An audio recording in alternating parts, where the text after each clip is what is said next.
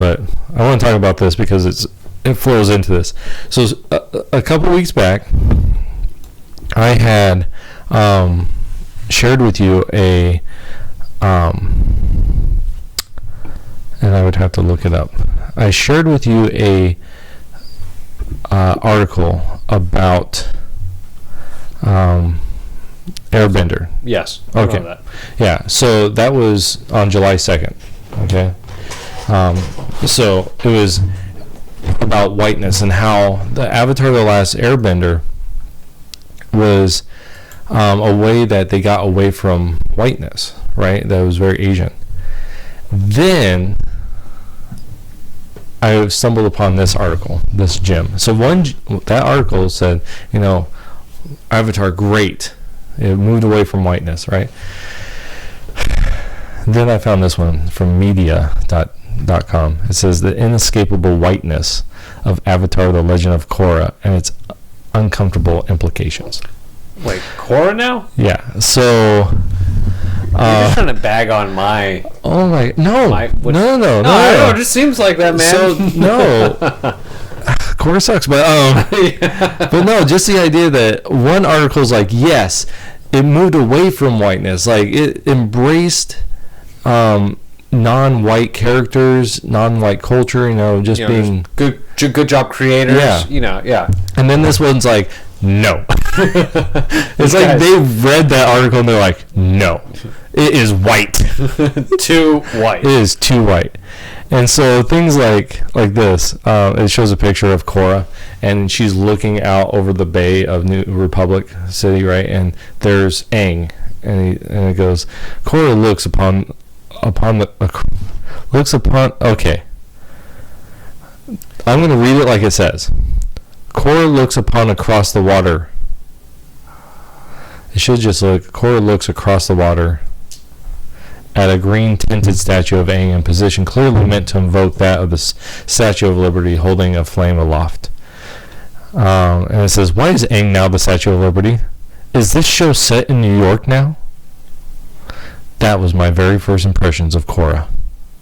What?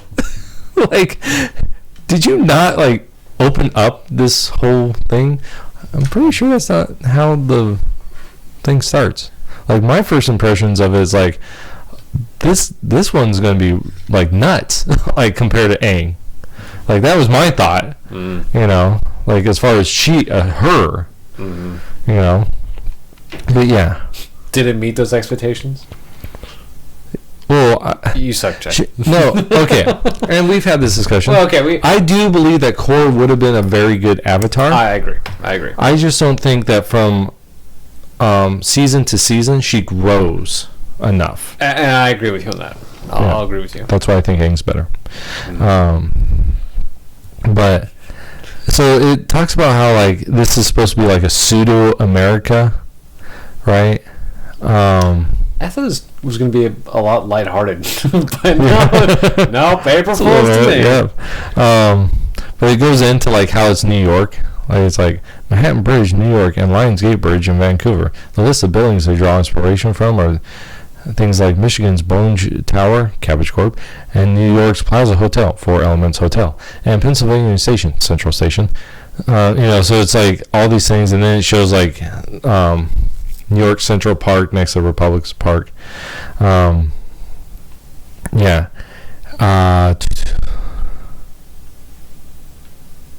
The only exception to this conclave of European and American architecture being referenced is the pro-bending arena. It is based on the Golden Temple in India. So it's all this isn't to say that I dislike these choices for aesthetic reasons. The Roaring Twenties, with flourishes from Hong Kong and Shanghai of the same era, is an excellent look. I stress that whilst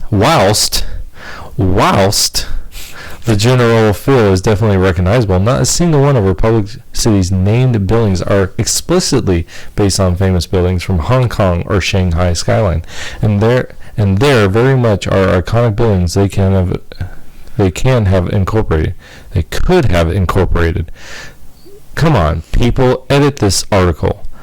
Which makes me wonder if they accidentally stumbled into this by jamming the Euro-American turn of the century stuff with more traditional Asian aesthetics. Yeah. So in other words, it's too Asian, or it's too European and not enough Asian. And they're just kind of sprinkling in the Asian stuff is basically the idea.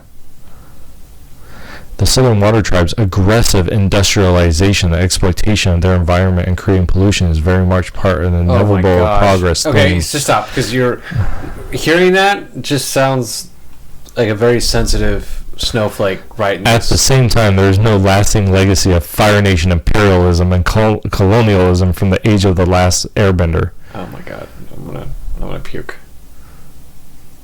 Oh my gosh.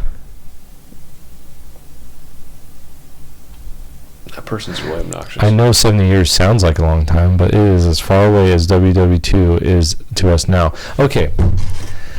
That right there. In the last, so 1940, what was it? Was it 45 or 46 was V-Day? 45. 45, okay. Wait, so VE Day? Or VJ Day? VJ Day was the last one. Right. 45. Okay, so 1945, right? Okay, so let's do quick math. Okay, so if it was 40, that would be 60, but it's not, so it's 55, and then you add another 20 years, so that's 75 years. Okay, that's more than this. Okay, back in this time, back in World War II, it is, we're becoming a post-industrialized nation, right? We're the computer age, the age of space travel is starting out because of the rockets used in that time period. It is very much a different world, like a completely different world than it was at that time. Mm-hmm. Right? You had major things happen just within 20 years. 65, right? So you go from 45 to 65 just in those 20 years. That's the beginning, the real thrust of the Civil War. Civil rights movement. Right, but the technology, you had people that were living just a few years ago that have now passed on, that they came over on wagons to the west of America, right? And they watched us go from wagons to cars to space flight. That's huge difference. Okay, and so you're talking about, and then on top of that, this world that they created, right? One, doesn't work like, it's not supposed to be like this perfect, like, this is the technology the way it progresses, because you know what? We don't have mech suits. So, I mean, their technology is pretty cool. Yeah. They have mech suits that has electrical, like, whips. They're like that one, what was his name? Whiplash from Iron Man. Anyways, but like, this place is supposed to be a colony of the the Fire Nation, right? So do you know the background of Republic City? Sure. Okay.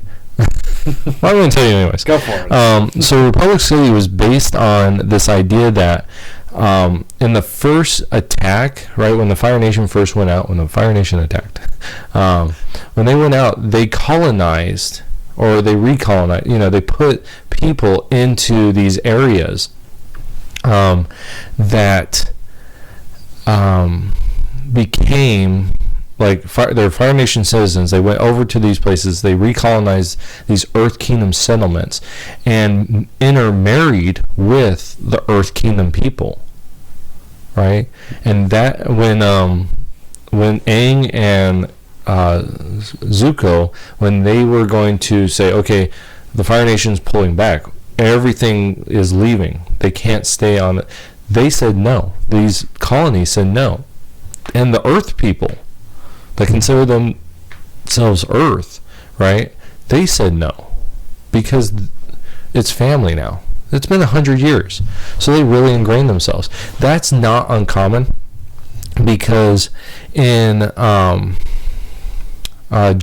Justin Martyr, he's a Christian church father. Mm. He actually was, I believe, if I remember correctly, he was a Jewish He came from a Jewish family.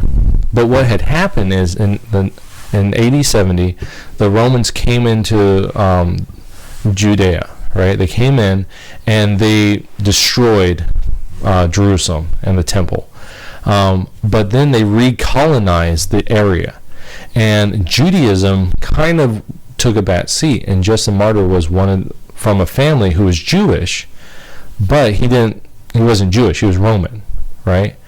And it's the same idea. So that's not unheard of, right? It's actually a real thing.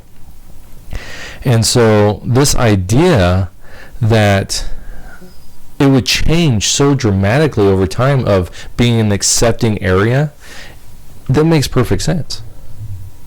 You know, that it would do this. And this person just annoys me.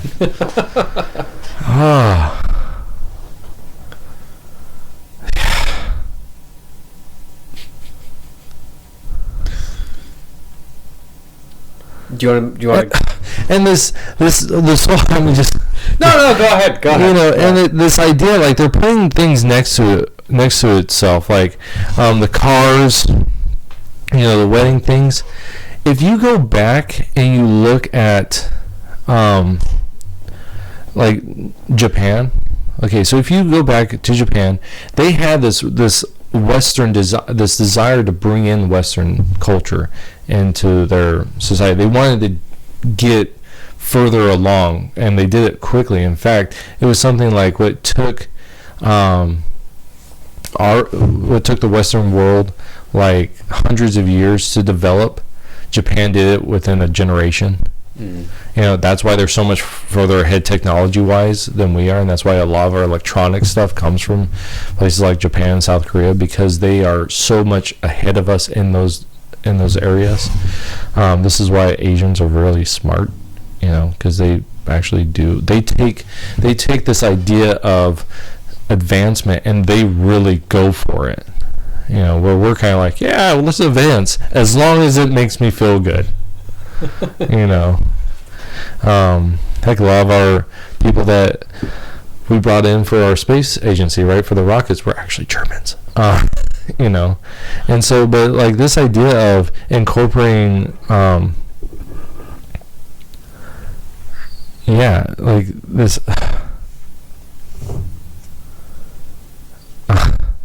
you know, just this idea of being,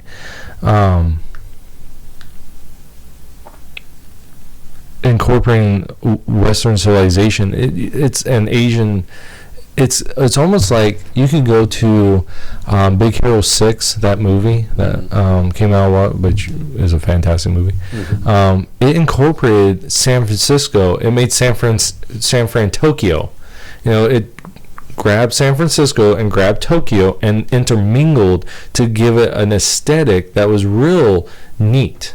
You know, and that's what they're trying to do here. They're taking Asian aesthetic and Western aesthetic, things that people would know in the Western world, which this is written and created for a Western audience, and combining them, and it's almost like a reimagining of a Western city in an Asian setting, which I think that's the whole point of, you know, we talk about things like appropriation.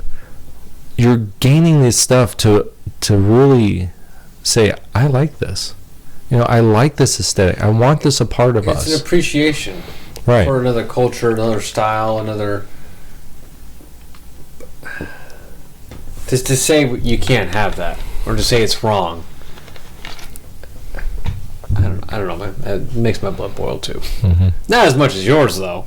It just annoys me. Yeah, it annoys me too. But tell me how you really feel. Yeah. Please don't. Well, I already got it. Yeah.